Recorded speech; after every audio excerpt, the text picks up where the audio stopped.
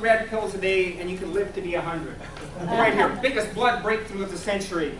Flows everything perfectly. You just have the best deal. Take the pills. It's all there, folks. It's just good stuff all over. I know you've been waiting to hear about this. It's just wonderful. And if that doesn't turn you on, there's did you know that your colon is just straining for help? You want to hear all this? You got to get it all, folks. It's all a good deal. There's all these wonderful things out here. I've got just what you need. It's a miracle cure. Makes you feel younger overnight. Read the literature. It's all out there, please. Just I'll leave it out here for you later on. Okay. So, and the commandment I give you today is, thou shalt care for your body. So you've probably heard of those old medicine shows kind of hawking medicine and cure-alls that go back to the 1800s and all the way back actually to the Middle Ages. And the main ingredient to a lot of these kind of miracle cures and things that spoke to people was probably the biggest thing was opium, cocaine, or alcohol. So, I mean, how could you go wrong? But, you know, they had different names. There was Dr. Feelgood, the Kickapoo Joy Juice, snake oil, whatever, you know, whatever cures whatever ails you. And most people, a lot of us feel that we always have some little thing wrong with us that's not quite right, and we want to be alert to something that's going to fix things really quickly. And so nowadays, these pitches are still on radio, TV, the internet, direct mail that get our attention, or they sometimes show up on our credit card bills because we want to be thinner, we want to be more whole, some kind of a quick fix. So I want to talk a little bit about the metaphysical first aspects of caring for our physical selves, and then some core, generally agreed upon basics of self-care. And then come back to talk about some things I've heard recently about the placebo effect, how that kind of ties back and to connect these things together. So the first thing is the reading says this morning, our body is the temple for our soul. You, each of us, is the spiritual leader of that temple. You're also the janitor, the maintenance man, the office assistant. And those functions are important, but it's your role as the spiritual leader is the I am presence of that temple that makes it a temple. So we all need some encouragement at times to use that I am presence to make this temple a desirable place to be for every second of the day that we have to spend in it. But there's one little part of that analogy in the reading this morning that I kind of take exception to. I want to rephrase a little bit. It talks about the spirit being housed in the body. I think a more apt mental picture that might be more helpful is to think of ourselves being totally enveloped in spirit, in kind of an invisible spirit sac. Just like a fetus is enclosed by amniotic fluid in that biological container in a woman's body, think of ourselves as being suspended in a container of spirit. And there's not just some little seed buried somewhere in the deep corner of our bodies where our soul is. Think of our whole bodies encased in that, like a dust particle is just enclosed by a raindrop.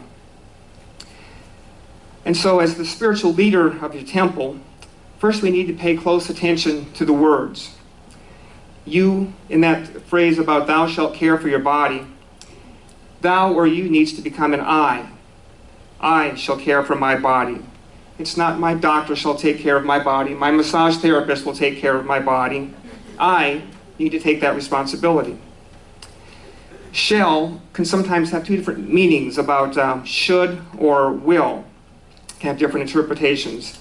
And if you think of any phrase starting with you should, it's easy to see that finger kind of wagging in front of you or feel like some kind of authority is ordering you to do something. And for most people like me, that kind of feel a little rebellious when somebody says you should kind of do that. So really the thing is not to take this as a command from outside of ourselves, but to make that an internal affirmation. I will take care of my body, your body, that temple of ourself. And to take that one step further, since we're talking about the metaphysical, is to turn this into more directly personal, that I am caring for my body. Make it present tense. Not a should, but I am now caring for the body. When we take that step of making this an I am statement, the power goes from just being a physical affirmation to almost to a more metaphysical equation. And it harnesses the power of the universe to help make it that way. Because those words I am are really potent. And we need to be careful what we kind of hitch onto those afterwards. For example, if you say, I am sick, it's a very creative and formative declaration that kind of lays the groundwork for then what we feel in our bodies. And the thought behind any of these words have power. I'm a mess. I'm hurt. These are statements to our own soul that frame the experience that we're having in the body. So I suggest the kind of being conscious of that phrase, the I am, and not following it up with something that is undesirable in your experience. I think you can always change that more to like I feel, and it would be probably even more true. Because that I am presence, that's that powerful mystical reference to the creative power of the universe. The I am that I am, that's what, in the Bible God told Moses was God's name, the I am that I am. And if anything less than that, it's really akin to breaking that old commandment of like taking the name of the Lord thy God in vain that you might have heard about earlier. So that I am presence, that microcosm of the soul of God, you don't want to direct that soul force towards any kind of undesirable state, because every I am statement is that trigger for transformation. So I practice this sometimes when I'm doing well, and I can kind of feel the difference when I'm being conscious. So sometimes if I wake up in the morning and my throat feels a little bit scratchy, and I go, oh dear, I think I feel a cold coming on. And so I'm trying to avoid that thing about just making a declaration about that, and I kind of think, I feel a little bit tired all over. I think I just won't have anything for breakfast, maybe just a little bit of grapefruit juice, and when I get to work I'll drink a couple of cups of herbal tea before lunch, and I think I'll just eat fruit for lunch, and then when I get home tonight I'm going to gargle with sesame oil, or I'm going to take some medicinal oregano, and then I got to remember, I've got a lot of things to remember, that's kind of the challenge here, but doing those yoga line poses always really helps my throat, so I can remember to do that a couple times today also. And then I try to say to myself that, I sense my throat feels scratchy, but I am healthy. And I'll pay attention to the messages my body is sending me. And I won't try to get into the thing that I'm sick or I'm feeling terrible. Because that message kind of goes to the more, kind of the dumb flesh aspect of ourselves. And the body then just acts as it's being directed to feel sick, to feel terrible. So I would encourage you not to identify with the illness and to be aware just of any sensed imbalances that are in your energy. And then the important part is to act on that inner wisdom that is there, that to look, to listen, to feel deeply, and respond to those other parts of yourself to make you feel more whole and balanced. And sometimes, no matter all that happens, your symptoms come on full bore anyway, and you just need to accept those as signs that your body is doing what it needs to become well. And trying not to get too caught up in masking the symptoms. But about that inner wisdom, Deepak Chopra compares this inner wisdom to seeing your body as a river that sustains you, as a powerful intelligence dwelling in you with millions of years of wisdom woven into one cell. There's no limit to the energy, the information, the intelligence concentrated in one person's existence. In physical form, this infinite creativity has been embodied in our cells. In unmanifest form, it is expressed in the mind's silence, the void that is actually a fullness of untold possible meanings, possible truths, possible creations. The emptiness at the core of every atom is the womb of the universe. In that flicker of thought, when two neurons interact, there's an opportunity for a whole new world to be born. So that's an expression of kind of the quantum nature of our bodies, and that Reverend Cece talked a lot about this back in January. Now sometimes the real challenge is to tell the difference between our body's wisdom and our body's kind of baser cravings. So in other words, maybe sometimes discern the difference between having some golden wedges of a fresh peach cut or looking at a bag full of crunchy golden Cheetos and trying to figure out which one is really more my inner wisdom talking to me here. And as we know, as I know, when I pause to consider the options in that scenario, I can fool myself into thinking that I can see the face of God in those Cheetos. And once I have one, then I convince myself it's all God. It's It's all really okay. And then all of a sudden, in a blur later, I realized I got all this orange scum on my fingertips, and I feel kind of half satiated, half kind of sick to my stomach. And then I kind of reluctantly realized that, no, that really was just a compulsion, that succumbing to that short-term craving that my mouth thought it had. And so at that point, all you can say is, God bless the Cheetos. And you feel and honored an urge that you felt and that didn't represent the highest and best benefit to me. And I'll try to distinguish these urges better in the future. Or not, if for some no good reason I don't want to do that either.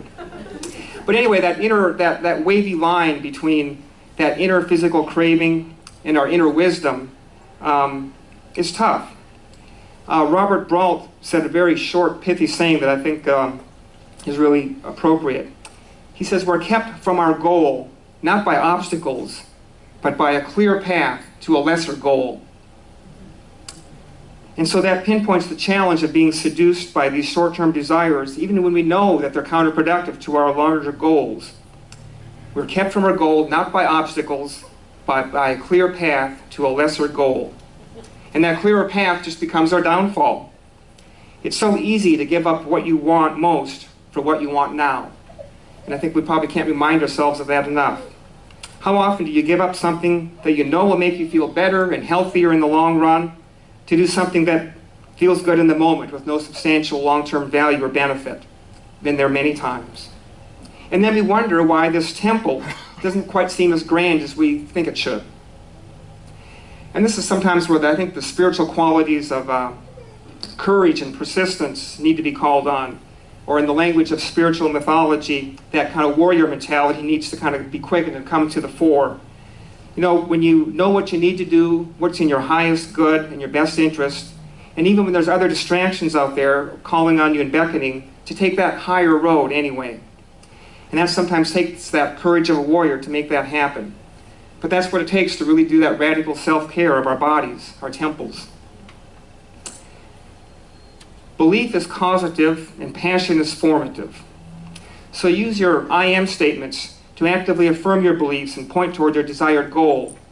And then, as Reverend Cece said last Sunday, then put your heart and your passion into that belief to give that power to make a new physical form and reality, to make that work for you. And I'll emphasize each word of that phrase, that defines that really will work for you, that will work for you, and that will work for you. They're all different aspects of that are important. So setting those kind of physical goals based on this inner wisdom, which is connected to that I am presence, is more effective than really investing energy in some particular physical ailments, because the reality is that in a year from now, 99% of the atoms in your body will all have been replaced by new ones anyway. So we want to affirm that you're coming from that viewpoint. And now I want to make some general suggestions, kind of based on fairly universally accepted advice to achieve and maintain optimal health of our body. And now there's always disagreements and controversy about some things, but the reality is nothing should substitute for your inner wisdom and our own vital capacity to heal and be well. Just to see what resonates with you when you hear some of these things. 3 basics. 1, eat well, exercise, seek wellness, and not just avoiding sickness. So I'll just get into each of those just a little bit. Eat well. Sometimes a study comes out and says that something is bad for you, and we hear about that and we wonder if we're going to follow it or not, whatever, and then we find out 2 years later some other expert comes out and says, oh no, that's actually good for you. So whether it's coffee or wine or protein or carbs or whatever, it's not easy. But I think besides a basic axiom of everything in moderation, emphasis on moderation, not everything, there's a food writer named Michael Pollan who's done a lot of research about all the health fads and all the health benefits and all the claims that are out there in recent years. And after looking at all that literature, we kind of reviewed that and came up with 7 words to kind of summarize all that. And I'm going to use his shortcut to kind of make this shorter today. His 7 words are: eat real food, not much, mostly plants. So, very shortly, eat real food. That key term, of course, is, well, what is real food? The first qualifier is that just because something is edible does not make it food. And cheese curls might be one example of that, but there's probably a lot worse things than that out there. Be suspicious of anything that's got more than 5 ingredients in it, or the ingredients that you can't pronounce. Something that's got high fructose corn syrup probably means it's in general, a highly processed food. But the other part is, don't guilt yourself so much when you do have these other indulgences or fallbacks. Ingesting inedible substances that maybe aren't real food won't kill you, but even if you follow that basic guideline 3/4 of the time, you're likely to live a much healthier and longer life. The second little phrase, the 3 words, was not too much. Eat to live and don't settle for living to eat. And that's always, I know, a daily challenge and opportunity. But in all of the verbiage around health and diet, etc., in America anyway, just plain overeating is kind of the big elephant in the room. The last 2 words were just mostly plants. Our teeth and our digestive tract are really designed primarily for chewing vegetable matter, and most traditional diets all around the world use meat sparingly or as an equivalent side dish and not as some big centerpiece to the plate. And although I've been kind of a vegetarian for 40-some years, and that works well for me, I don't want to get into more specifics and try to say what everybody can and should do, because there is a lot of variation, and it's actually still very simple, though, that optimal nutrition is just providing your body with appropriate amounts of healthy water, healthy food, eating processed, chemical-free whole foods. And if I think in doing that, your temple will have more energy, have less mechanical problems, and you'll probably just be around a lot longer. So that was kind of the thing about the eat well part. The second key thing was about exercise. There's an anonymous quote that says, "I have 2 doctors, my right leg and my left leg." Now that was to kind of think about that for a second, what that really meant. But basically, if you can move one leg in front of the other, you can exercise. And just getting off our butts and doing something, anything active, is really vital to our longer-term health. And there are tons of options and all kinds of things out there to read about what that might be for you. I think the hard part is just to pick something, one thing or several things, stick with something for a while, hopefully something you enjoy or can learn to enjoy. And it doesn't have to take a lot of time or money. Those are just kind of quick and easy excuses. So I'll mention just 2 other specifics that aren't too uncontroversial. One is a couple times a week in that exercise, maybe do some kind of strength training or resistance work where you're actually working the muscles against each other or something else. And the other one is maybe to do something that gets your heart rate up and makes you sweat a little bit. It's always good for you. And saying anything beyond that's probably just commentary to give you more excuses to think why you can't or shouldn't do some of those things. The third one is just to seek wellness. And I'm going to put a little bit more of a sharper edge on that, which hopefully won't offend anybody, but just about minimizing your use of traditional Western medicine. Orthodox medical care is it's important and it's vital for emergencies and crisis care. If you got a broken bone, a ruptured appendix, trauma, serious infection, Western medicine excels at that kind of care, but drugs and surgery really have little to offer for most of the common ailments that we have. And if you listen to some of those medication ads on TV, my goodness, they're hilarious. I mean, they'll try to sneak in a little bit saying what it's for, and they got to spend 3/4 of the ad telling you all the side effects and things you might die from by taking this. It's going to help you. Deepak Chopra said that 80% of all the drugs we use in Western medicine are of optional or marginal benefit. A Yale hospital study in the 80s estimated that about 100,000 Americans die annually from prescription drug reactions.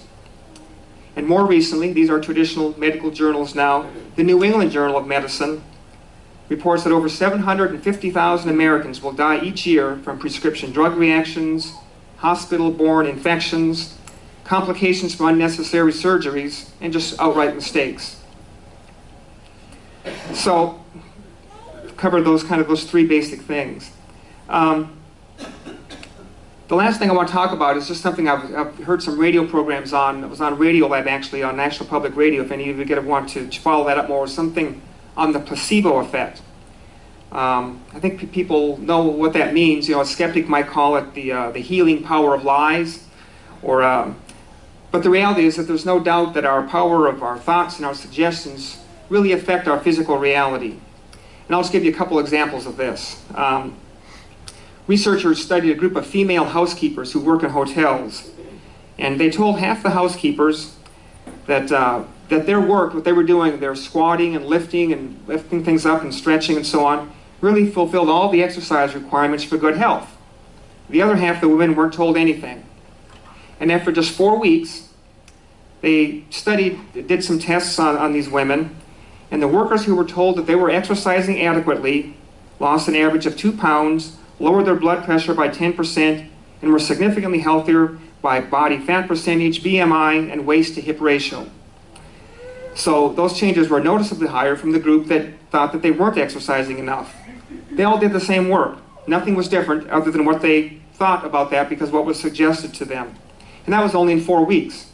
So you can imagine over a longer period of time what difference that might make.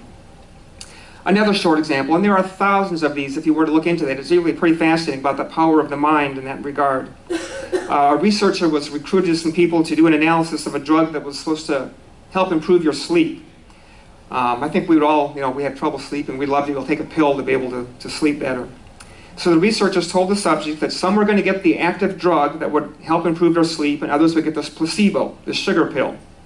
And that's what they do in most scientific studies. They had, in order to kind of have a balance and to try to make that determination, which one, people don't know who's getting what. Well, at the end of the study, the researcher asked the subjects about the quality of their sleep. So a lot of the subjects said that they slept much better, and they were sure they must have gotten the active drug, even though they weren't sure which one they actually did get. In fact, some of the subjects said that they liked this drug so much that they wanted to keep taking it. Now, the catch in the study was that both of the groups received the placebo.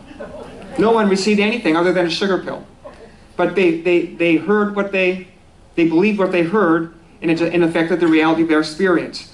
There are so many things like this. One other brief one that comes to mind was about studying people in the battlefield who'd been shot and needed morphine by the medic. And the medic would come by 7, 8 hours later because there was just so much going on, they weren't getting up to them. And, hey, do you need morphine? No, I'm good, man, I'm okay. I'll wait till the medevac gets here. And they were just kind of struck by how many people who are just, mortal injuries will be lucky if he even survives and say that they're in no pain.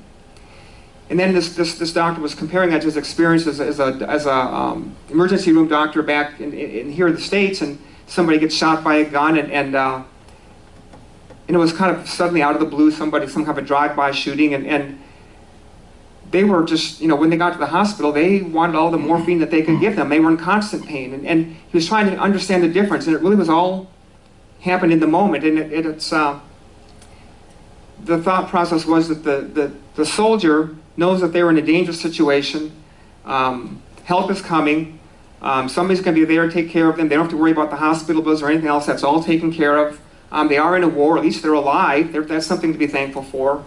And all those kind of things that kind of triggered, the second that bullet entered their body, triggered their mind to think of it a certain way that it wasn't that bad.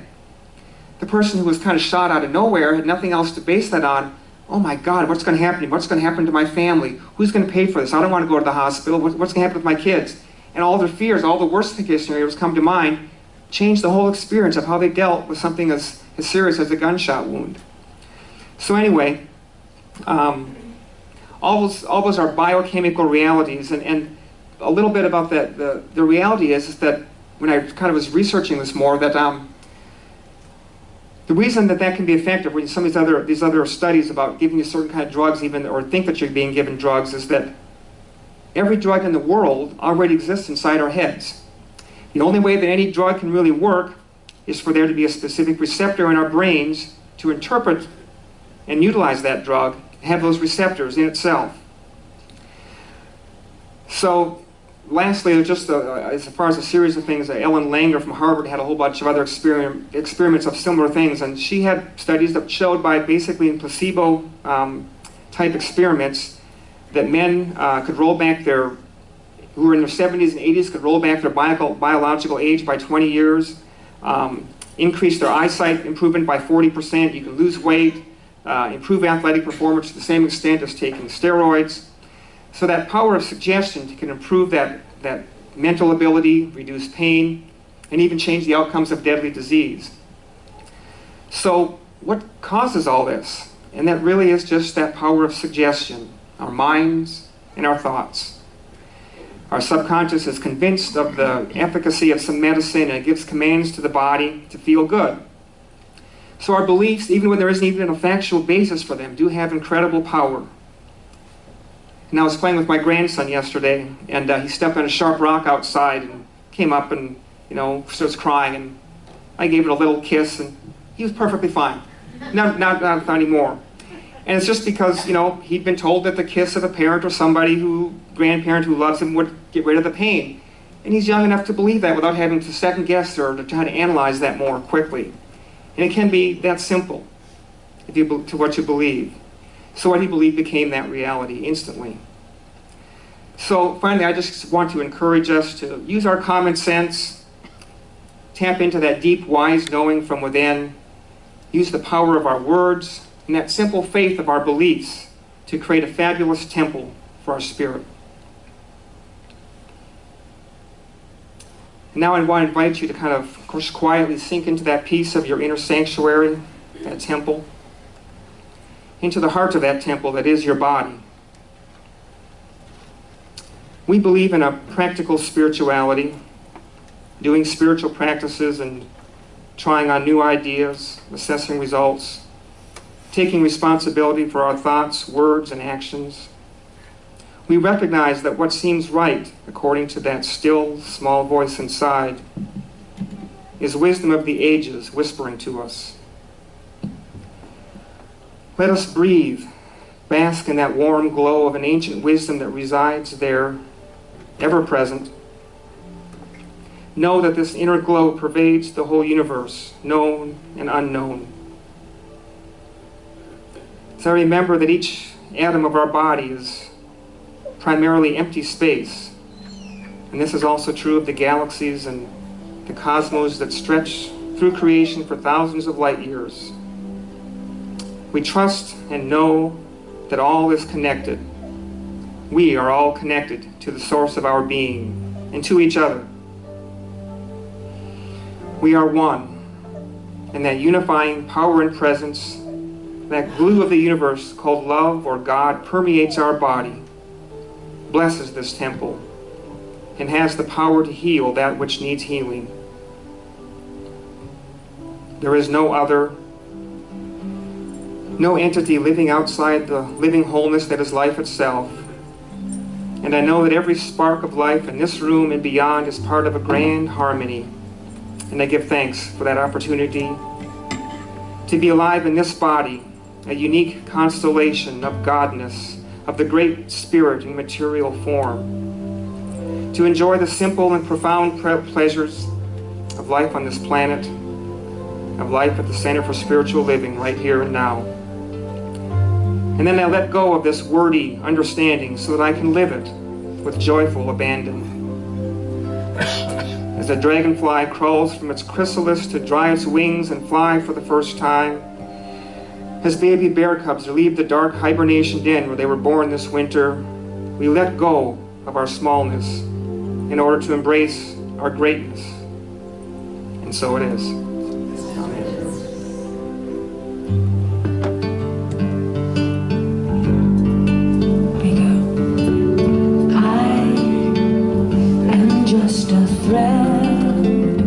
A simple thread in this glorious web of life. We are all just drops within a stream flowing towards an ocean of light. We may forget where we come from. We may forget where we're going to. I might not see that you're a reflection of me as much as I'm a reflection of you.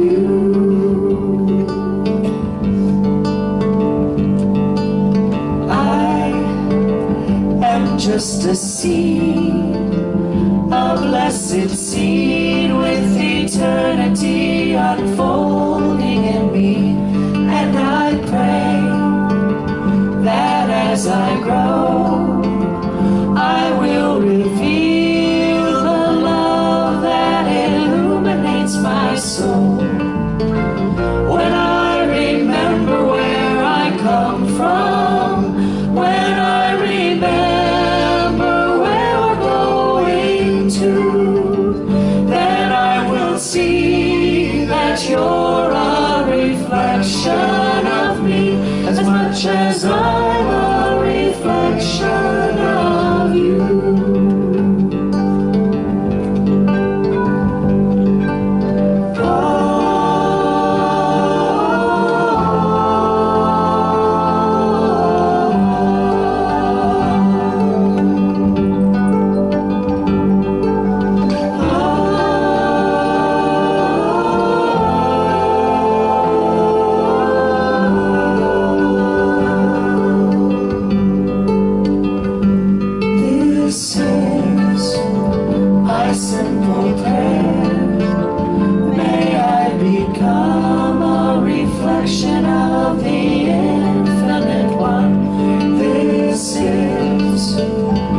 Simple prayer, may I become a reflection of the infinite one. This is my simple prayer, may I become a reflection of the infinite one. This is my simple prayer, may I become a reflection of the infinite one. We give a thank you for Keith, please. All right, Keith.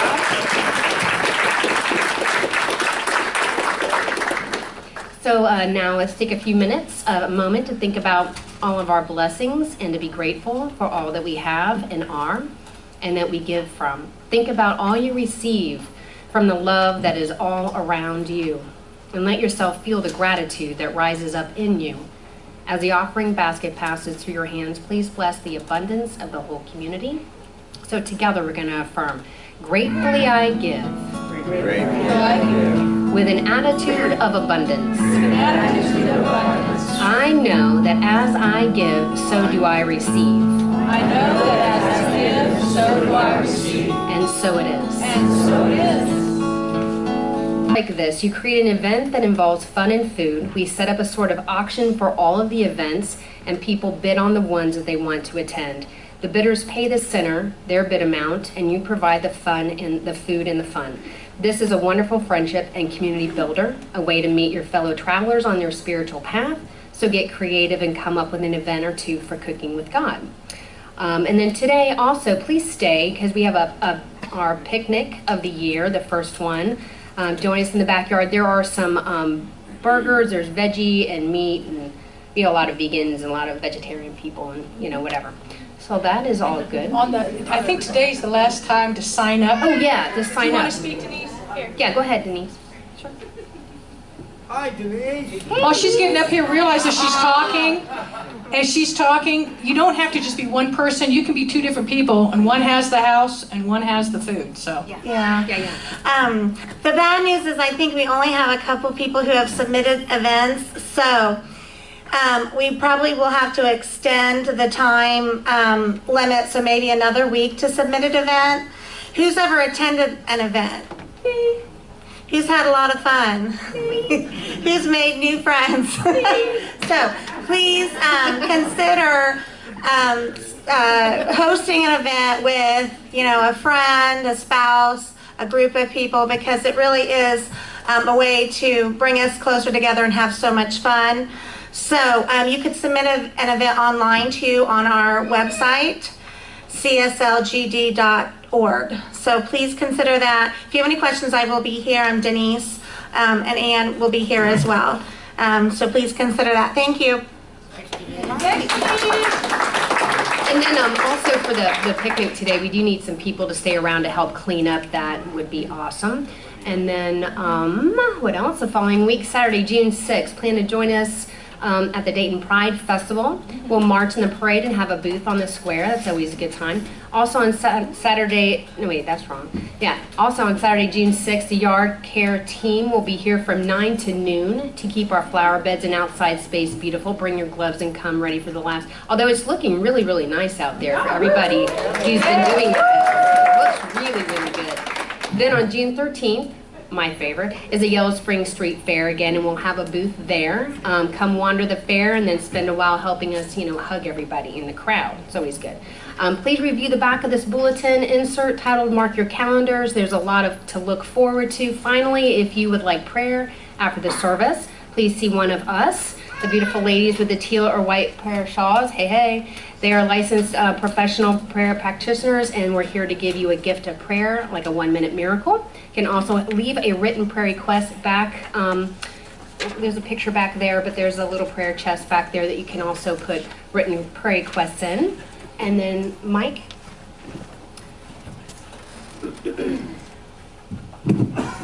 Hi, Mike. Hey, Mike. Hi, Mike. Hey, can you stand Hi, up? Mike. I am standing up. Good morning. Good morning, Mike. So we all know that every Sunday here is a really special day. Next weekend is going to be really special for a number of reasons. Of course, it's Memorial Day. We recognize our veterans that day. But for CSLGD, it's going to be a really special day. I encourage you to come next Sunday and hear about a transformational moment for our center. Should people be here next Sunday, Carol? Yes. What? Yes. Yes. Maggie, should people be here next Sunday? Absolutely. Danette, where are you at? Oh, I'm right here. All right, should they be here next Sunday? Yes. It's going to be fun. Yes. It's going to be exciting. I'm not going to give you any more because you're just going to have to come next Sunday to hear about it. It's truly, truly going to be the biggest thing I think that's happened to the center in a long time. I'm excited. My team out there is excited. So I'll see you next Sunday and you can get all the details. Thanks, Michael. I don't know where the little people are, but anyway, please stand for our closing affirmation, and after that, we'll put a little love in your heart. I guess not. There's no kid. Oh, there's no kids today. Well, there are. They're all in the back plane. They're all in the back. Alrighty. So repeat after me. The wholeness of the universe is seeking expression through me. The wholeness of the universe is seeking expression through me. Its nature is goodness. Its nature is goodness, Truth. truth, Beauty. beauty, And wisdom. and wisdom. I allow it to shine through me today and always. I allow it to shine through me today and always. And so it is. And so it is.